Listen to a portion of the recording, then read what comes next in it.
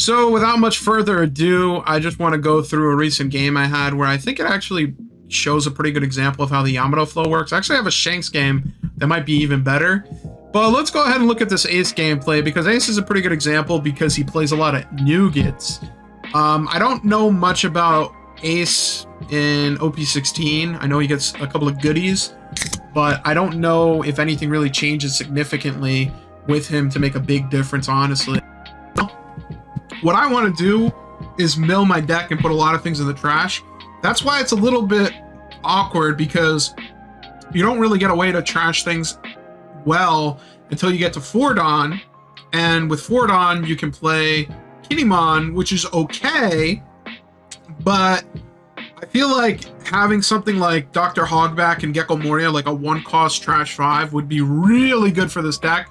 But it kind of makes sense that you can't do that, because if you could do that, that means that on 5 Dawn, you could just literally start swinging 8s, which is nasty, nasty work. So I think that's why they did that. I don't know, because there's also an event where you can rest 6 Dawn, trash 5 cards, and then play 6 costs from trash, which is not bad, but again, you have to have 6 Dawn. So it seems like they tried to balance it a little bit by having Yamato ramp and not being able to start milling and trashing things until you get to Fordon.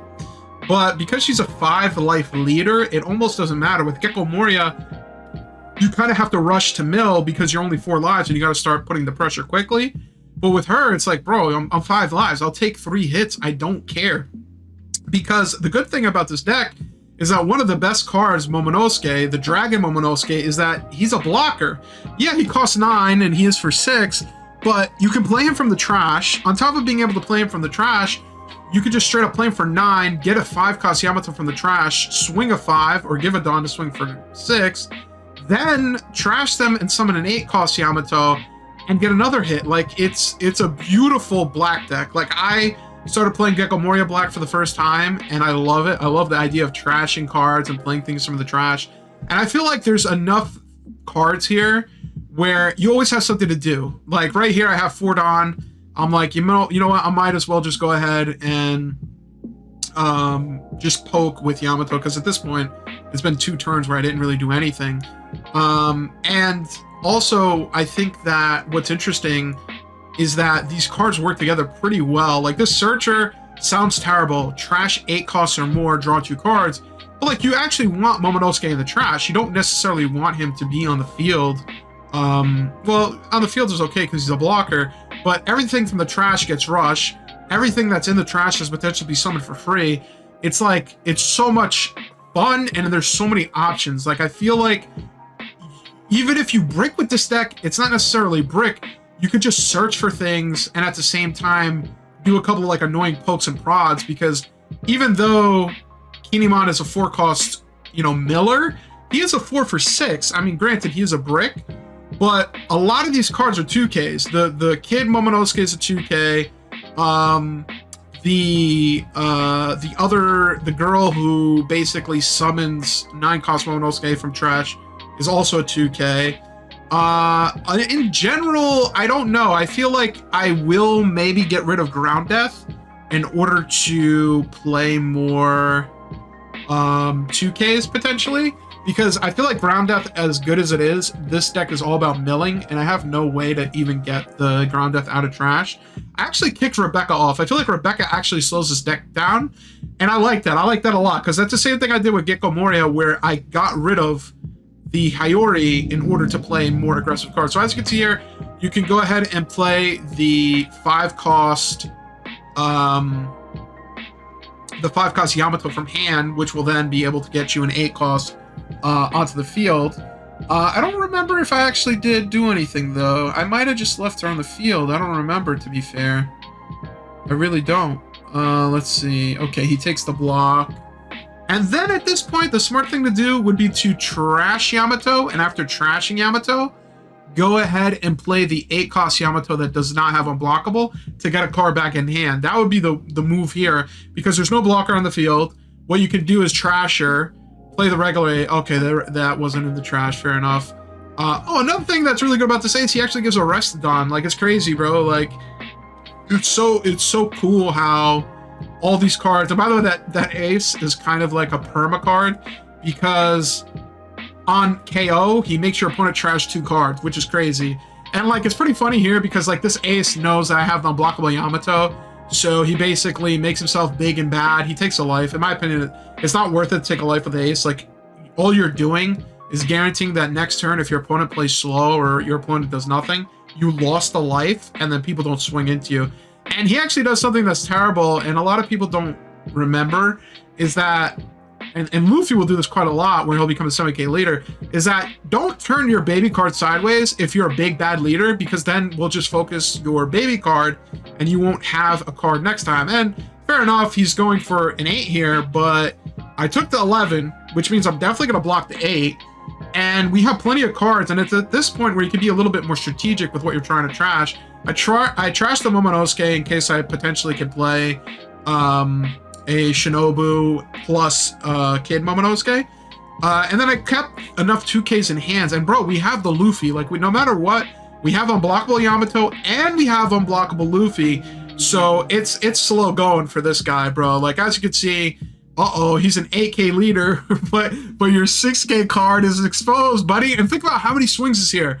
We have 6k swing with Kinemon. We have 6k swing after giving a Don with Ace.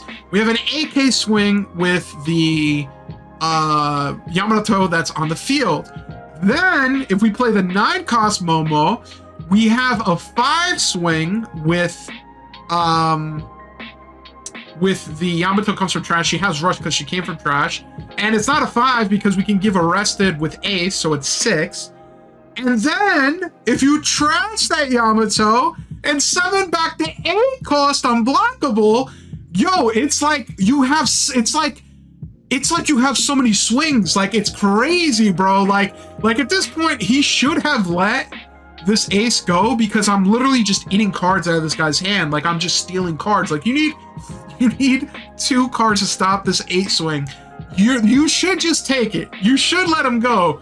But Ace refuses. He's like, nah, I'm not doing it, because he knows that next turn he's gonna play another nougat. He may or may not take life, and at that point in time, he also has to not turn the nougat sideways, because if he turns the nougat sideways, he has no defense, or at least less defense. But it kind of doesn't matter, because the Beast Yamato is an unblockable. And this is another thing that's good about Momonosuke, is that not only does Momonosuke get us a Yamato, which is amazing, right? Like, you basically summon 2 characters for one, because Yamato comes out, we get that 6 swing. He should have let it go here. We pop the Yamato. We play out the 8-cost unblockable Yamato. We could have played the other one, but because Nougat's there, it's better to have an unblockable. Now we go for the 8, and it's at this point where bro I'm assuming he didn't have the cards to stop it, because he gave so much resources to save it anyway. I would have thought he'd just keep going, but whatever. And as you can see here, we're at 1 life. He has 1 big card, and I have a blocker. To be fair, I think he only could have won this if he had some type of event to rest the blocker and then swing big into me and then do a 12 swing. But to be fair, I mean, right now I have 1, 2, 3, 6, 7, 9. I have 10k in counter, so that's substantial. And again, because you are playing so many cards from trash, you actually get to a pretty crazy situation where you don't even again, you're not playing cards from your hand. And as you can see here, it's like all right, bro, like I'm thinking to myself, like, what should I do here? Because like I have 2 unblockable 8s, like, and he already spent so much resources that he just straight up gave up, which is pretty funny, because like, realistically speaking, like, this ace should have just let that 6-cost go. Like, it literally ate up all his resources. But like, I could have basically, he had 2 Dawn up, fair enough. But what I would have done here is I would have swung probably, let me think.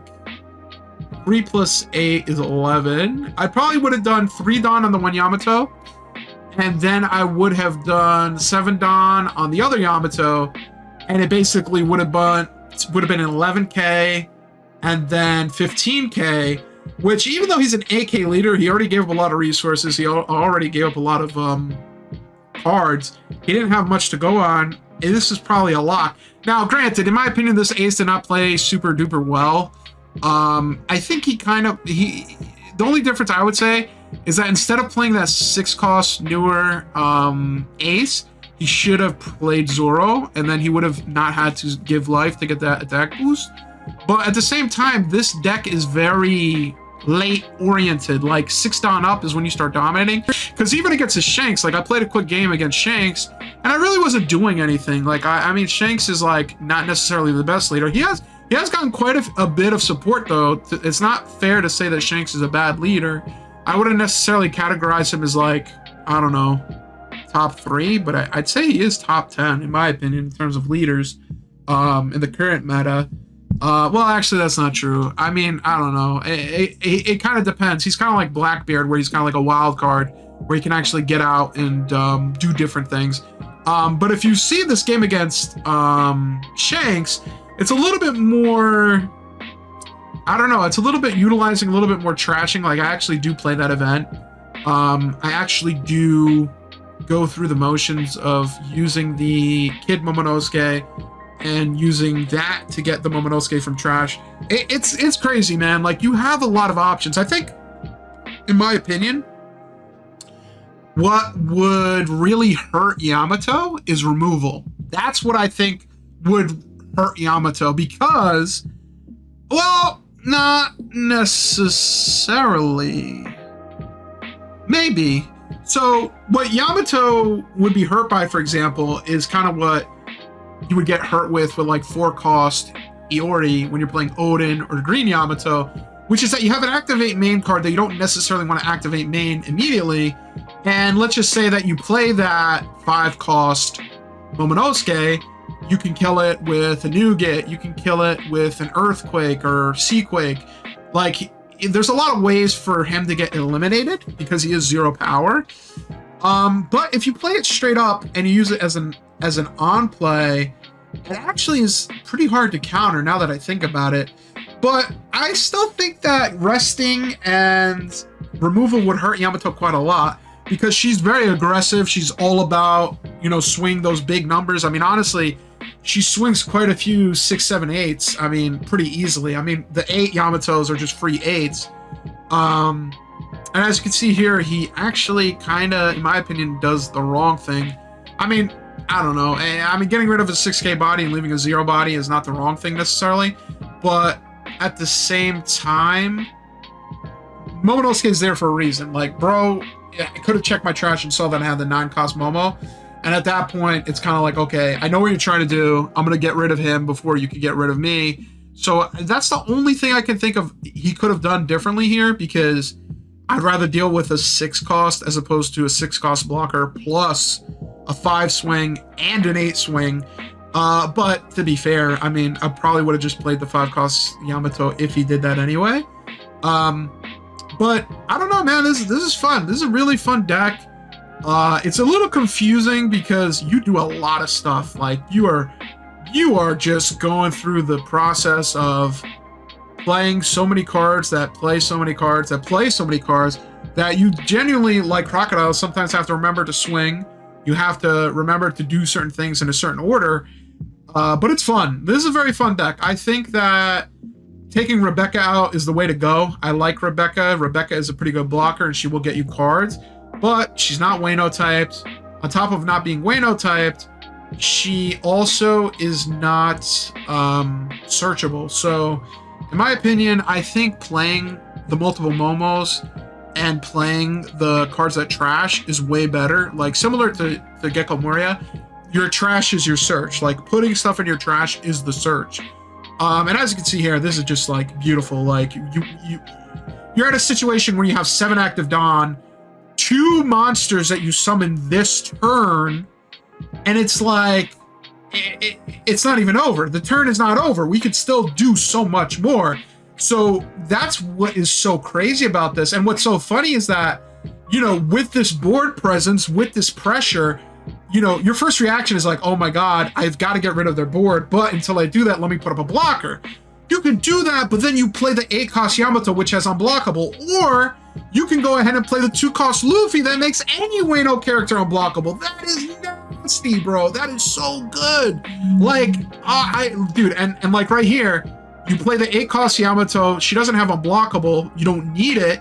And then off of that, I go ahead and pick up I don't know what I picked up, but now I can play a 2-cost or less for free. So I think I actually do play a Searcher, which is crazy. Like, dude, you don't understand how fun it is to do 50 different things in one turn. Like, it's just like, it's literally turning into Yu-Gi-Oh! In a good way, where it's good for me. It's good for me. Where you're literally doing so much. Like I'm over here filing my taxes. I'm doing my Roth IRA. I'm going through my Fidelity. I'm going through my Robinhood. I'm doing it all right now. I mean, we're all going through the process together here and learning because it's a new deck. But I can already see this just being like such an autistically amazing deck because you have so many opportunities to do so many different things.